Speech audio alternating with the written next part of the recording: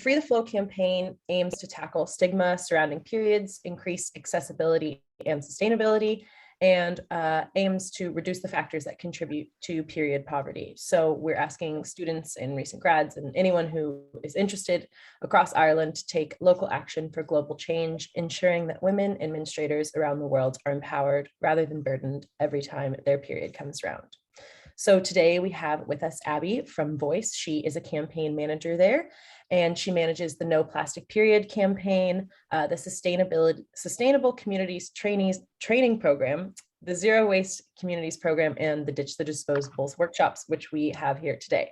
So through these programs, she works on sustainability issues with both communities and school groups. So throughout this workshop, we'll be kind of looking at the alternatives to plastic usage in periods, sustainable periods going forward. So I'll hand it over to Abi now, and she'll go through the workshop with you. And then at the end, we'll have time to complete a short survey. You can take the Free the Flow pledge, and then there'll be time for questions. So Abi, all you. Thanks a million, Madeline. So hi, everyone. Nice to be here today. So as Madeline was saying, my name is Abi. I work for the environmental NGO Voice Ireland. So we've been established since 1997, and we work on sustainability issues. We work with businesses and communities and schools on running workshops and helping them make the transition to a more sustainable lifestyle, but we also work on a policy level, lobbying the government for changes to support this move. I'm going to just share my screen now.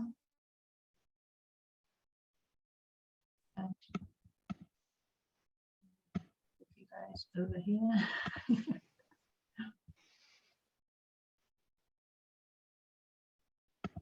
Now, can you all see that okay?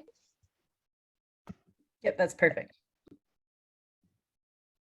Okay, so it says here funded by the Community Foundation. The Noplastic Period Ditch the Disposables is funded by a number of different sources. So we've got the funded by Community Foundation, but also a lot of local authorities have provided us with funding since we established, and to run workshops within their areas.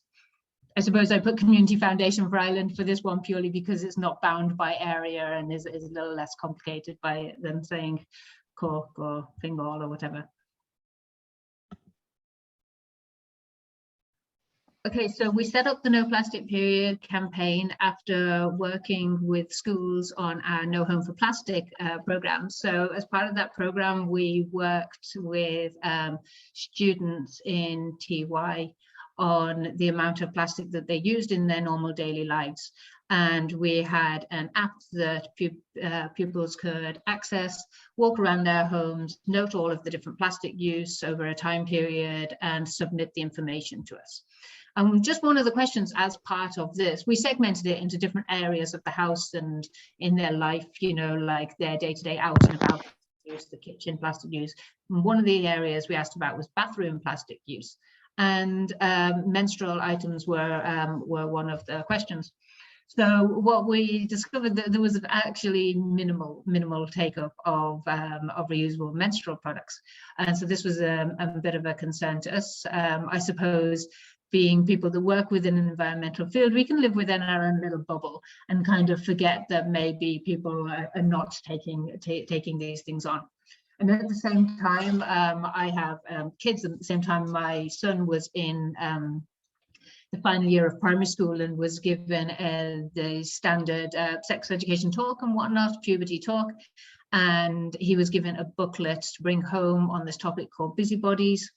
And it's given to all kids in 5th, 6th class in the country. And of course, I read the whole thing, lots of problematic things in there anyways, but one of the things in it was on the topic of menstruation. It only listed disposable options. So even from the initial information that kids are getting about the items that they can use for their menstrual products, they're only given standard options of disposable pads and disposable tampons. And I guess there's other issues as well. Most of us are given our first menstrual products by our parents. And so we don't usually have much in the way of an option in that, or much awareness of it at this point in our lives. And you know, for the generation, my generation, I suppose, that would be having teenage kids, a lot of people would just automatically go for disposables. So we decided that we'd love to work on this topic. So in a way, this is really my baby, just something that I feel really passionate about and started to run with, and the funding kind of followed, is the way it went. So the aims of the campaign really are to normalize and raise awareness of reusable menstrual items, and then to increase access to reusables. So we'll be normalizing and raising awareness of reusable menstrual items through running workshops. One of the things we do is run school-based workshops just to get the information out there to people in their teens, at a time when, well, first of all, it can have the biggest environmental impact and biggest economic impact, and also at an age when maybe people are more open to change. And as part of that, now we'll be working in depth with UCC starting next year to run a campaign across campus, normalizing the use of reusables and providing information. Because these points in life are a great you know, ideal to work on this topic. You know, people are less embedded in their ways. Maybe they're starting to think consciously for the first time. Well, what would I like to do? What, you're making your conscious decisions about what you're purchasing, rather than when you're a teenager at home and potentially your parents is just chucking your menstrual items into your shopping trolley along with the rest of their weekly shop. And really, it's not something you're having a great deal of input on, perhaps. This time you're thinking consciously, well, what do I want? What are my choices? So these are the reasons we tend to work with this age group. Another thing we're working on is increasing access to reusables. This would be in terms of working with schools and universities to allow a supply of reusables on campus, and also lobbying, really petitioning supermarkets to stock reusables on their shelves. There's always people who are going to go out of their way and be very committed to buying these items, but to make it more widespread, we really need these items in areas where people actually shop, which is by and large in a supermarket. So that is part of our work as well. So it's a very transdisciplinary topic. We tend to look at it ourselves from an environmental perspective. This is because we're an environmental NGO and we're all trained in an environmental background. However, we are part of a trans-European menstrual task force, and we work with a lot of different NGOs and across Europe that come from different perspectives. So we have, you know, things like Women Empowered for a Common Future and whatnot. You know what I mean? There are a lot of different organizations involved in it. Might focus more on kind of gender equality issues. Health is a big issue as well in terms of the chemicals that are present within our menstrual products, and looking at alternatives from that perspective.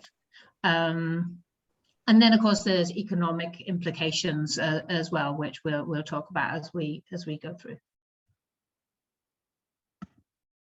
So I'm just going to briefly cover the impact of disposable menstrual items from an environmental perspective, and then just go through 3 different options: menstrual cups, reusable pads, and period pads. So as I said, as an environmental NGO, we focus on the environmental side of this, and this is how we've approached it, why we decided to work on this issue. We do a lot of work around single-use plastic. One of our campaigns is the Conscious Cup campaign, for example, and we also run the Sick of Plastic groups along with Friends of the Earth. So single-use plastic would be an area we work on all of the time. And I know it's an area that people are very conscious of. They're very conscious of it. Sorry, it's making me getting emails. They're very conscious of it in terms of things like their water bottles and their cups and people often think of single-use plastics in terms of the big kind of more tricky things to opt out of, such as the plastic packaging around their fruit and vegetables. But you know, there is less talk on the fact that menstrual products are a big source of single-use plastic. So a average pad, if you looked at a disposable pad, it is 90% plastic. And it is said that an average packet of pads of, say, a 14-pack of pads has the equivalent plastic in it as 5 carrier bags. So it's a substantial amount of plastic being used every single month and not really spoken about over much. And if you think about the way it's going, you know, it's going actually towards more plastic rather than less. I mean, I see this change within my own lifetime very much, you know. So initially you would have had cardboard applicators, say, on your tampons. Now, by and large, it is plastic applicators. You would now have plastic wrapping around each individual tampon. In the past, that used to be paper wrapping. Each pad now, they used to come just flat and laid out within their plastic packet. Now each pad is individually wrapped in plastic. So these changes have happened just in the last decade, for example. And so, yeah, we're actually adding more plastic rather than less plastic to our menstrual products. So along with the amount of plastic in each menstrual product, I guess it's just the actual volume of them that we use in our lifetimes. This is vary from person to person, the length of their cycle, the amount of menstruation days they have, the heaviness of the flow. Of course, there is a massive variation, but it's been estimated that we use between 12,000 and 16,000 over our lifetime, which is a phenomenal amount. And due to the nature of the item, it's not really easily recyclable. There is work going into these things, but there's a lot of issues around it, of course. And so these end up in landfill or in being incinerated. So it's an issue in terms of the amount of single-use plastic in them and the amount of them. In terms of environmental pollution, it's been found that within the EU, menstrual products are the 5th most common beach litter. And maybe you see it yourself if you go walking on the beach. You look at a lot of the plastic I find. I luckily live right on a beach, and a lot of plastic that you find is often entangled in the layers of seaweed, you know, at the coast edge. And applicators, tampon applicators, are very frequently found in this. And I guess this is because of the final point that they're frequently flushed. Now, of course, menstrual items shouldn't be flushed at all. They should be put in the bin. But I guess it's just part of the nature of how they're used that many people just flush them away. And I think there is like a growing awareness of this. I mean, I myself, as a young teenager, would have been told by my mother that that's what you do. I'm not sure how this is changing over time. Hopefully it is. I know that Antoshka do have a campaign with a Clean Coast about this, you know. So I mean, it is an issue that is being tackled, and you do see the posters all the time in public bathrooms. So hopefully this is changing over time. But regardless, it still is the 5th most common beach litter. So obviously people are doing this. So I suppose there is a substantial environmental reason to make a switch. I have a question for you, Abby.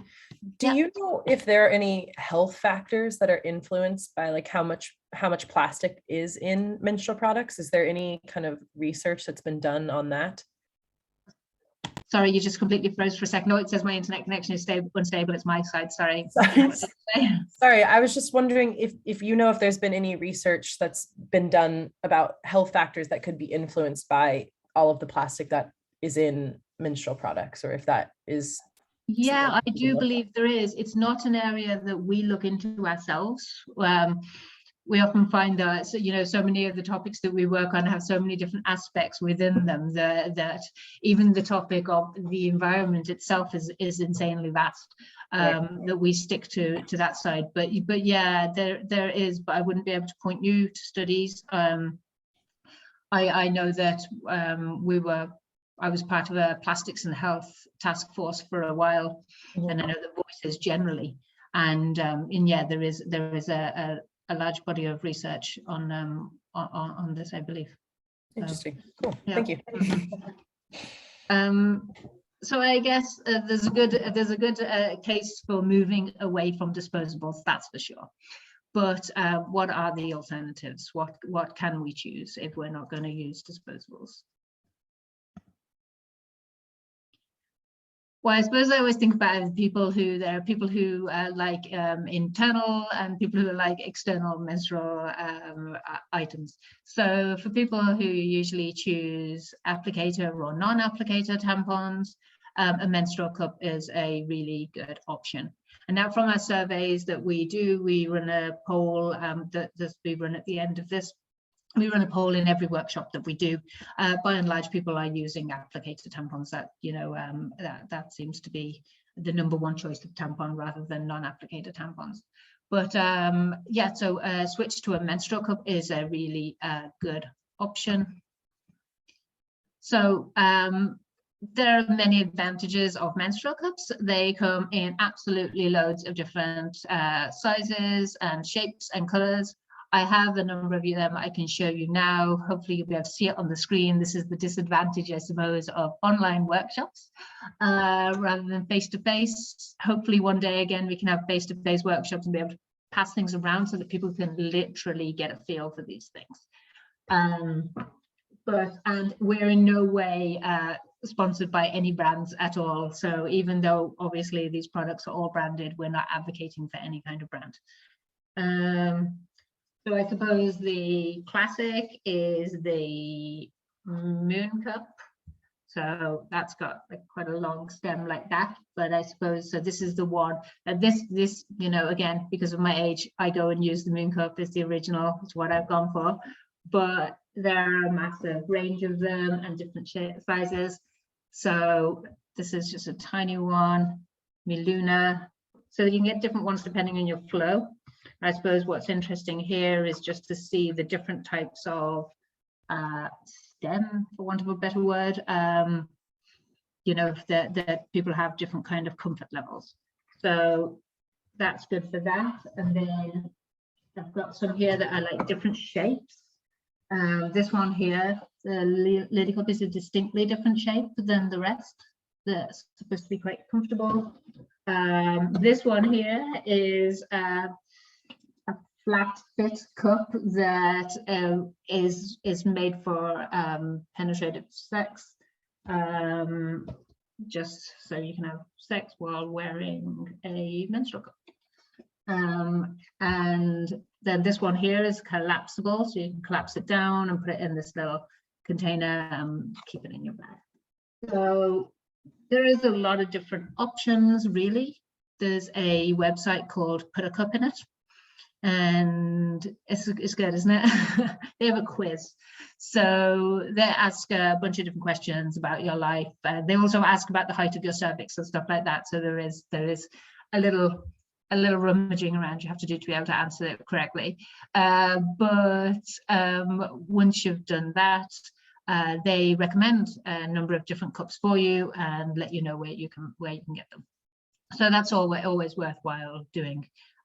Because as you can see, you know, there's quite a big difference, and it depends on your flow. You know, I mean, here this capacity is significantly less than, say, the Moon Cup. You know, so there's a lot of different variables, and so it's great to have that resource of a website like that and a quiz. How much do they cost? They generally cost between 20 and 25 euro. You can get them cheaper. I know that, say, Boots have their own brand and it's frequently on sale for $9.99, that kind of thing. So but generally, by and large, you'd expect to pay between 20 and 25 euro. So I guess there is a barrier here because there is an upfront cost. ReZero, which is a NGO based out of Catalonia, did a big research project across all of the EU maybe 2 years ago, looking at the environmental and economic factors involved in menstrual products.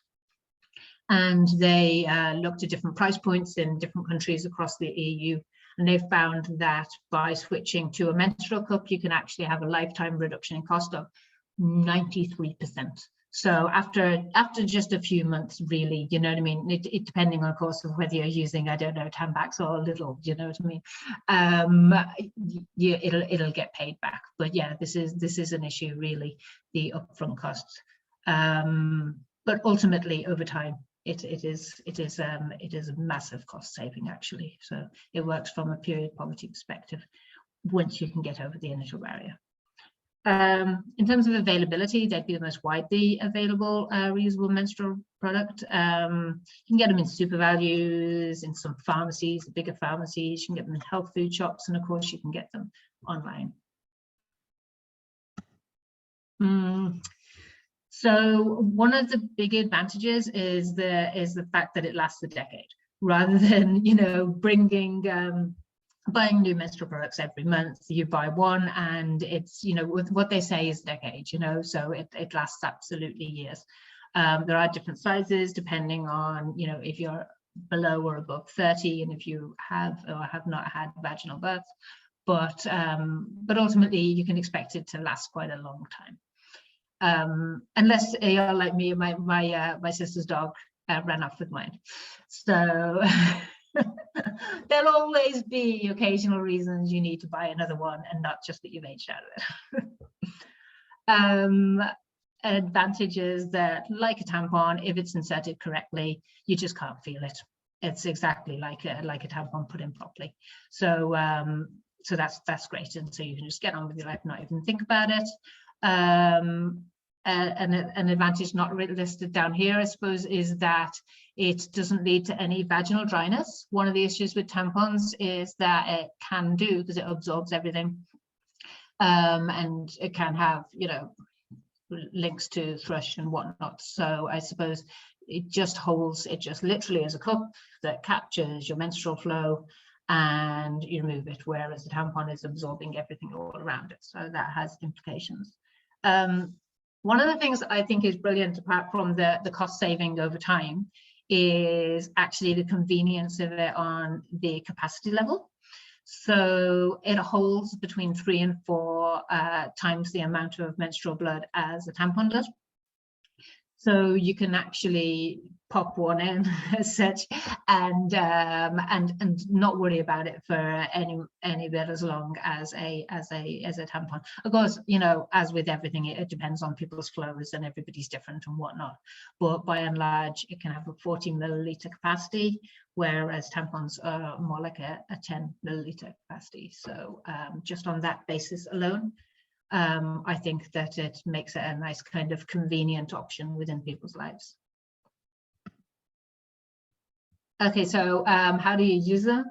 I suppose that's something that people are concerned about. I suppose the tampon looks quite narrow at the top, and menstrual cup does not. So it's something just to get used to, but again, there's loads of information about it online. Yeah, obviously enough inserted like a non-applicator tampon. There's loads of different folds. It's actually a ridiculous amount of folds, but I suppose you end up just using 1 or 2 of them yourself, you know.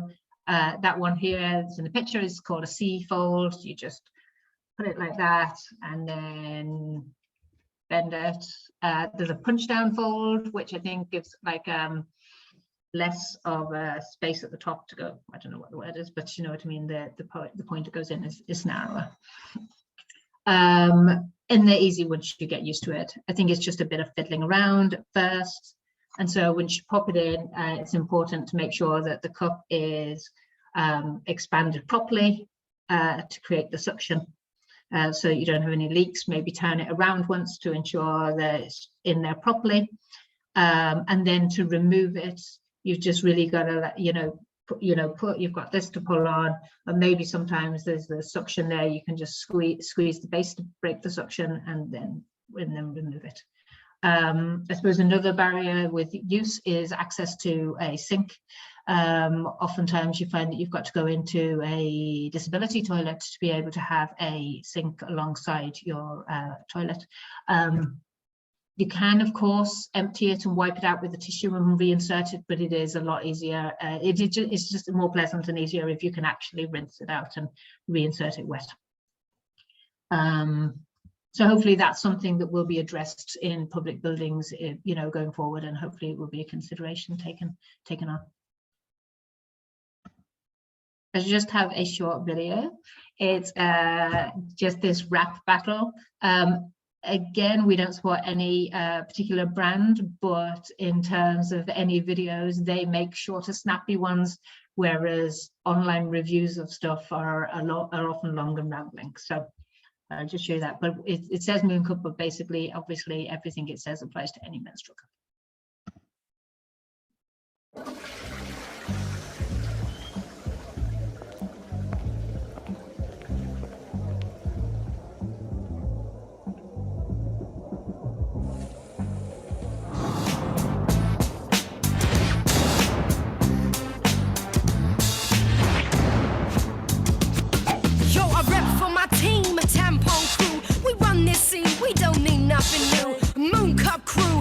My face, you sound like something that came from outer space. Always running your mouth, think you run the sea, but we know the truth about you, it isn't pretty. Causing dryness, irritation, you can't do your job properly.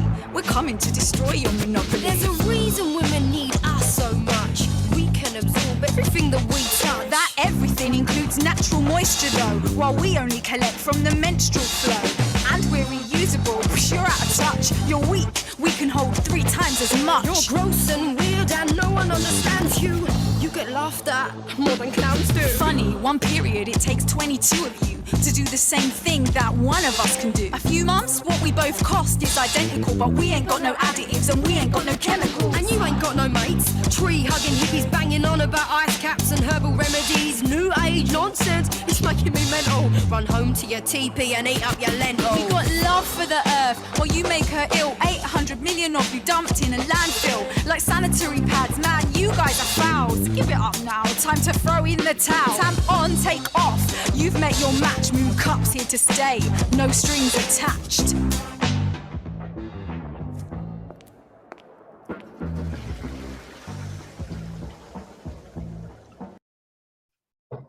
I quite like that video.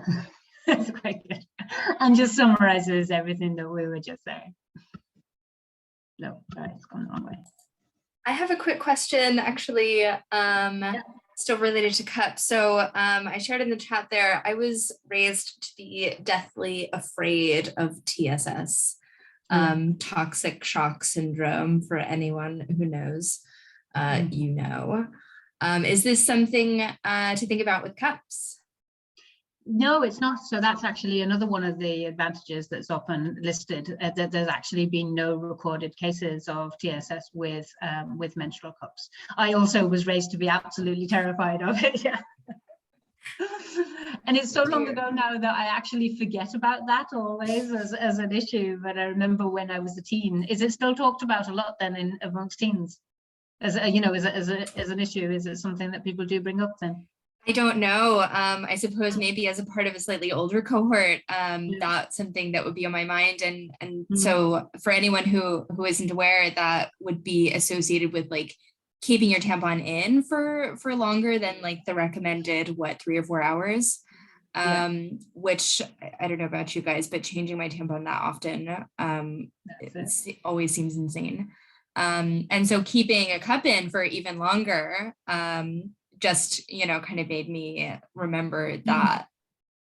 Yeah, that's it. I remember that whole fear of going, oh no, I forgot. Oh no, am I going to get toxic shock syndrome? You know what I mean? So yeah, and that horrible thing when you take out one that you've left in so long. But yeah, so no, TSS isn't a concern with menstrual cups. So that is another advantage. So in terms of people who use disposable pads, and from surveys of secondary school students, I would say the vast majority, maybe 95% of secondary school students anyway, are using pads. So we've done less work on a university level, so it's unclear at which stage there was a switch over. And I know from studies in the UK, it isn't like that. In studies in the UK, people, you know, even teens that are using tampons, whereas here, by and large, disposable pads across the board. So the alternatives really for people who like to have external menstrual protection would be reusable cloth pads or period pads. So I'll just go through them. Okay, so one of the nice things with the reusable pads is that they come in nice different fabrics. People make really lovely ones. You can get kits where you've got all of these coordinating ones and whatnot, loads of different style. Like with regular disposable pads, you can get them in, you know, different absorbencies. So you have nighttime ones, daytime ones, light flow, heavy flow, and whatnot, all of the same as that. And different length ones, you know, depending whether you like a kind of shorter one or a longer pad, the same as with disposables. They range a lot in cost, and this is because unlike something like a menstrual cup where you've got like a big brand creating them as such, that you can have a lot of like local people that are making pads. There's just a little side business. They, you know, they might also make cushion covers, and now they're making face masks, you know, so it's something that people are often doing just while they're doing the rest of their life, rather than a big branded product. So because of this, there's a massive variation in cost. So they can be as low as say €7 up to 17 is generally the range that you're seeing. The availability, they're often in health food shops, and because of the localness, you can get them sometimes in market stalls and things like that. And of course, online as well. There's, you know, you can always buy them online. One of the issues that people have with reusable pads is, well, what do you do when you're out and about? So you've finished with your pad, you know, your used pad, you've gone to the bathroom, you've put on your fresh one. Well, what do you do then? So if you can see from the middle picture, a lot of them come with little poppers, so you can kind of fold them in on themselves. You don't have to worry about the menstrual blood kind of rubbing off things, because you can fold it inwards inside. And then there's these wet bags, which I think really are just absolutely fantastic. They are, of course, like plastic lined and whatnot, but this is different. This is not disposable plastic. This is reusable plastic. And there's a so you can put your used pad inside that wet bag and put that within your own bag to take away. A lot of them have 2 compartments, so you can have one compartment for your unused pads and one compartment for your used pads. And they cost around €5, and again, the same thing. Usually you're going to get something like that online, to be honest. And you can buy starter kits in which you've got a number of different pads for different times of your menstrual flow, and also a wet bag included. Another question about reusable pads is often, well, how do you wash them? So you can just rinse them out after you've used them. And then chuck them into the laundry with the rest of your laundry. They don't need to go in a separate wash. They can just go in with your normal laundry, 40 degrees. The main thing really is not to use any fabric softener. If you use fabric softener, it actually reduces the absorbency over time. And so they won't be much good to you if you keep on doing that. So don't use the fabric softener, just normal washing powder or liquid or whatever you use. And then you can air dry them on a closed horse, or if you're brave, in your clothesline outside, whatever, whatever you prefer. So this is just a video about how easily can you see cloth pads. This is another issue that people have. So there are concerns around what do you do with them when you're out and about afterwards. There are concerns about how do you wash them, because you have to have a separate wash. And another area people have concerns about is, can you see them? So this girl here, she has a YouTube page, and actually I have to say she's brilliant because she reviews every cloth pad, answers everything around them, but also she does the same with cups. She reviews and compares all of them. The amount of videos she's made is phenomenal. So this is her trying on a series of cloth pads to see whether you can see them through skinny jeans. She also has ones on leggings and, you know, different things. So I'll just play that for you now. Hey guys, it's Brie. So today I'm doing a video on can you see cloth pads when wearing skinny jeans? So I have 6 different pads I'm going to try on today. The first one is a panty liner. This is an Imsa Vimsa organic cotton 7-inch panty liner, and I chose this one because 7 inches is around the average length that we would use for a panty liner, and also it's kind of average in thickness. It is really thin, but most of my panty liners are this thickness, so I decided it was probably the best one to use for this particular demonstration. The next one I'm going to use is a County Cloth Creations 9-inch regular flow pad, and then I'm going to try on a 10-inch Mimi's Dreams regular flow pad. And then, so there's 2 regulars and there's also 2 heavies. The first heavy is a Homestead Emporium 10-inch heavy. And then the second heavy is a 12-inch Creations by 5 heavy flow. The reason I chose this one is because it's a lot thicker than all the others, so I'm really keen to see if this does actually show through. I would never usually wear a pad this long out and about, but we're going to see. And the last one I'm going to try, it just for fun because I would never wear a pad this big out in reality, is this 13-inch Pampered Mama postpartum pad. So because it's postpartum, it's actually it's also an overnight pad, so really and truly you wouldn't need to wear this out unless you have a very heavy flow. But some people do need to wear them out, so I'm just keen to see. I'm pretty sure I'll be able to see this one through my skinny jeans, but let's just have some fun and see.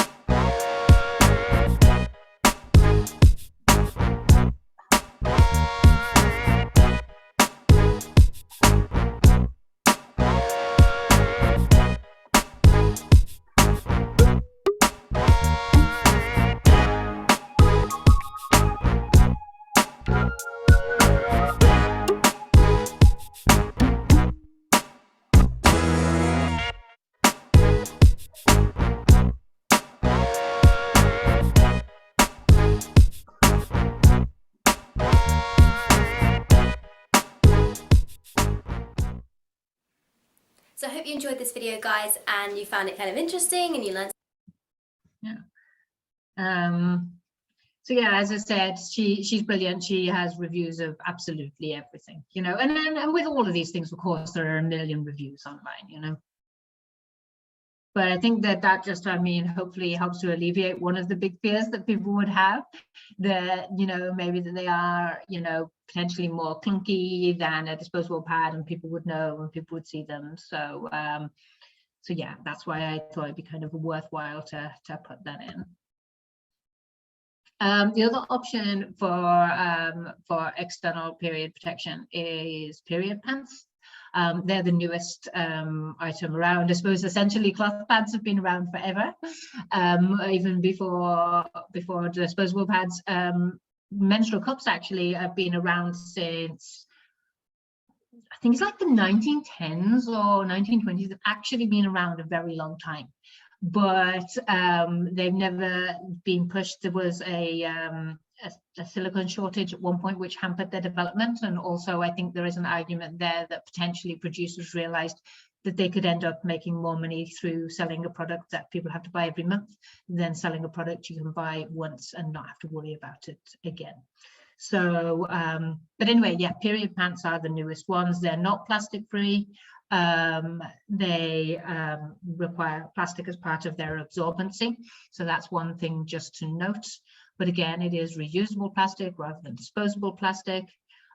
Because of them being new, there are also different research going on into the contents of them exactly. So not all of that is yet completely apparent from the health perspective. But as we said, we work from an environmental perspective. From an environmental perspective, they are a form of reusable menstrual products. In a way, they do feel like a kind of miracle product. They are actually ridiculously thin. It is like putting on just a pair of knickers. And so it's kind of amazing in that way. So they're super thin, super absorbent. I do have a pair here, but again, I don't know if you can really tell on here. This is just a basic pair of knickers, but I don't know if you can really see, but like properly thin, do you know? And so yeah, they're super thin, super comfortable. Just throw them on like a pair of regular knickers, and very, very absorbent. I suppose one of the things that I noticed when I tried them is that I thought that you'd feel it up against your skin, but you really can't. It really does have that whole lock away thing going on, which is great. They come in loads of different styles. I suppose lots of the brands do teen lines. Some of the brands do trans lines. So there's lots of different options available. They also do swimwear lines, some of the brands, which is fantastic. And there's quite a lot of different companies making them now. So again, it's something really to read or to watch reviews of before you go and purchase, because there are some that are fantastic and others, who knows. So they vary massively in price. So at the lower end there, you've got the pennies version that they just launched in this last year, €7. And then at the higher version, you've got Modibody, which is an Australian brand. And so there's every price point in between. And so, as I said, you could get them in places like Pennies, you can get them in Marks and Spencer's now, and of course you can buy them online. And there's a lot of different brands, so it's definitely worth watching reviews and thinking about it before buying them. I suppose one of the issues with this is that it is the highest cost option. Okay, so they're cheaper than a menstrual cup in some options, but a menstrual cup, you need one menstrual cup. You rinse it out, you reinsert. With the period pants, this is not an option. You wear them and then you've got to chuck them in the wash and dry them. And so drying time is also a consideration. And that's something that's kind of in all of the reviews as well. There's a variety of different drying times depending on what brand it is, so based on your flow, your heaviness of your flow, your length of your flow, and the drying time depends on how many you need. So you can buy starter kits of them, but yeah, it is definitely a more expensive option. In terms of we talk about availability. Sorry, yeah, I think it's a good option for a lot of people, but it's particularly good option for people who have for very young people. There are kids that get their period when they're 9, and I feel that period pants have a great kind of success around this age group. It's the people at that age, they're at a distant space. I have a daughter that's turning 9 tomorrow, and for me, I feel that if she were to get her period at this point, period pants would make it very much easier for her. And then also people who have sensory issues are also very drawn to this, or their families are very drawn to buying these items for them. They find them a lot easier for them to get to grips with. In terms of washing them, again, it's the exact same as with the cloth pads. You just rinse them out in cold water, wash them at 40 degrees with the rest of your laundry. Don't use a fabric softener because otherwise it'll remove the absorbency. And then you just air dry them on your clothes horse or on your line. And this is just a very short video on this, just a couple of, yeah. Meet Thinks, underwear that absorbs your period. Our technician, Margaret, is here to test them out. Thinks are stylish and sustainable. And yes, they really do work. See for yourself. Thinks look just like everyday underwear, but they're moisture wicking, odor controlling, stretchy, and super comfortable. With 5 absorbency levels, ranging from lightest to super, there's a style for every unique flow. Our super absorbency underwear holds up to 36 milliliters, the equivalent of 4 regular tampons. Margaret is testing the Think Super Hip Hugger, a go-to for heavy days. These are very absorbent. Can you really trust them to keep you fresh and dry? Yes. Instead of throwing away pads and tampons every month, just machine wash Thinks on laundry day. They won't stain your other clothes. Then hang them up to dry.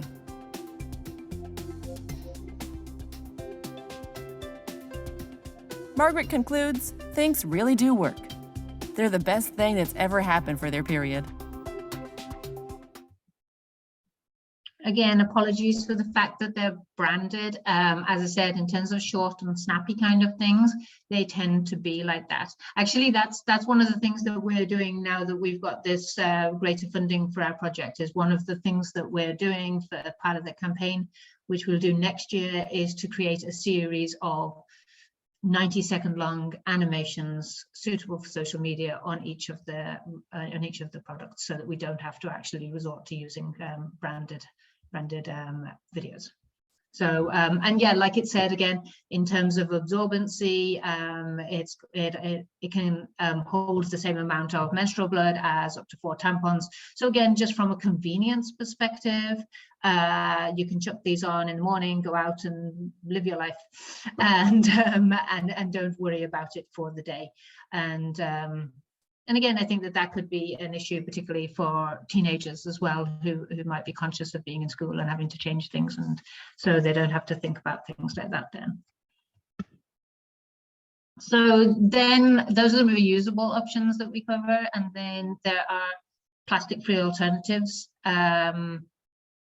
disposable alternatives. Some people want to move away from plastic but aren't quite in the space yet to move on to reusables. And I think this is one of those issues that it's not necessarily the case that you speak with people once and they make the switch. It might take time to make the change. But if people wanted to move away from the amount of plastic that they're using every month but are not ready to move to reusables, there are plastic-free disposables available. This brand here is Naptra Care, and they do reusable pads. You can get them in Super Values and online in health food shops. So they do completely plastic-free disposable pads. The original Tampax, they are still available. You can still buy them. You're going to have to go to maybe buy them online, go to a Big Boots or a Big Tesco, something like that, but they are still available. So they then have a cardboard applicator, whereas all the rest of their line has plastic. And then, of course, there is the non-applicator tampon, which, as I've said from our surveys, doesn't really seem to be something that people are overly interested in right now. However, they still do stock them, so people must be buying them. Businesses are not in the business of supplying products people don't buy. So you can get Lilette's, which has always been an applicator-less tampon, but a lot of different brands have them. I know even Aldi, I believe, have a non-applicator tampon available. So yeah, so if we could launch the poll, that would be great. This is just as I said, we try and get a snapshot from each workshop to see, what people are normally using. Have they learned anything new, or did they know it all already, which is always good to find out. And would they then have they a greater interest in reusables after the poll? After the workshop. I'll just give you a couple of seconds to do that, and then we'll finish up.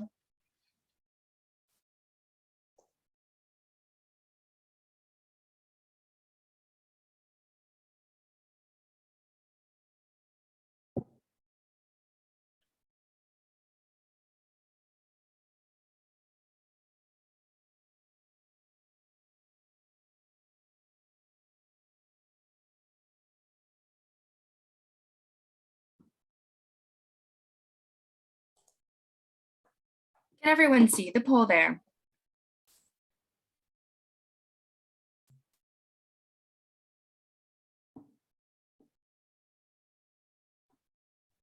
Just give me a thumbs up if you've got it in front of you.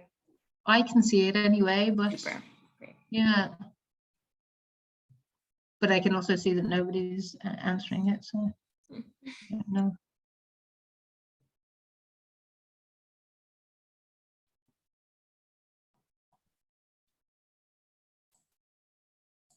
Are people having problems accessing it, or?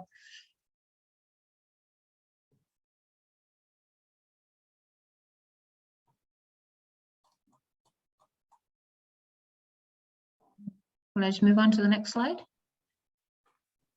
Oh, I wouldn't submit. Oh, what, you tried to do it and then it wouldn't submit for you? I think sometimes that can happen if somehow there's a missed field, since they're all required. So you may need to just scroll back really quickly and make sure that there's a response to all of them.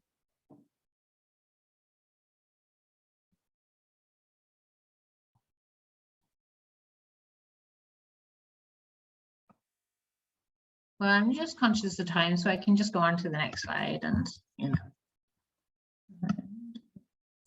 Went backwards again.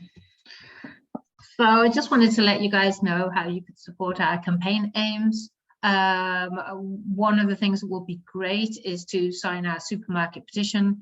We're hoping to get as many people signing it as possible so that we can approach the different supermarkets and speak to them about this issue. We already have good contacts with the supermarket because we have our Sick of Plastic campaign. So yeah, we just want to then zone in on, you know, Sick of Plastic works across the board on plastic use, but we want to go to them particularly about reducing the amount of plastic in their own brands, which has been successfully tackled in the UK. So it'd be good to bring it over here, and also to increase the supply of reusables and plastic-free disposables on the supermarket shelves. So yeah, signing the supermarket petition would be absolutely fantastic. Requesting a school workshop. I was just saying to Madeline and Ashlyn before we came in that say local authorities and whatnot are happy to fund us to do this work. However, we're having very mixed responses from schools. So if any of you guys have any links with schools or universities that would be interested in these workshops, we literally have funding available to deliver workshops and a shortage of take-up of them. Some of that I do believe it is a squeamishness, a taboo around the topic, because I have promoted this workshop alongside another workshop that I do, which is tackling throwaway culture and a kind of consumerism kind of based workshop that we run also, and have seen one of the throwaway culture one be booked out straight away. And the Noplastic Period linked dish disposables been having little interest. So I mean, we do work with schools, we are running workshops, but we have funding to take on many more. You can go to our supermarket petition and request a school workshop through going through our website. You can go into voiceireland.org, click on campaigns, and then Noplastic Period will be there as well. And you can email me, my email's on the final page, and you could follow us on Instagram, which would be great. So just summary of what we went through, the impact on the environment, and then hopefully now you should know a little bit more about menstrual cups, reusable pads, and period pants as the different options. And here at the bottom, you can see my email. Quite easy, Abi@voiceireland.org, and on Instagram we're Noplastic Period. So thanks a million for your time, and I hope you enjoyed the workshop. Thank you so much, Abi. Just want to send a big thank you over to Voice, and particularly to yourself, Abi, on behalf of USI STAND program. Just to remind everyone, this workshop is a part of STAND and USI's partnership called 10,000 Students. And so this is a part of our fall campaign called Free the Flow. We are trying to free the flow for all people who menstruate, and really encouraging, particularly as well, those who don't menstruate, right? Supporting things like this. So there will be a recording of this workshop. We're going to share that with the people who have registered, and perhaps you can take with you, you know, these little tidbits that you've learned today, share it with your friend group, share it with your wider network, really kind of tackling the stigma, right, around talking about menstruation, talking about periods, and the things that we need every month as menstruators to, you know, ensure that we live high quality lives is so important. So thank you to all of you for being here to be a part of this.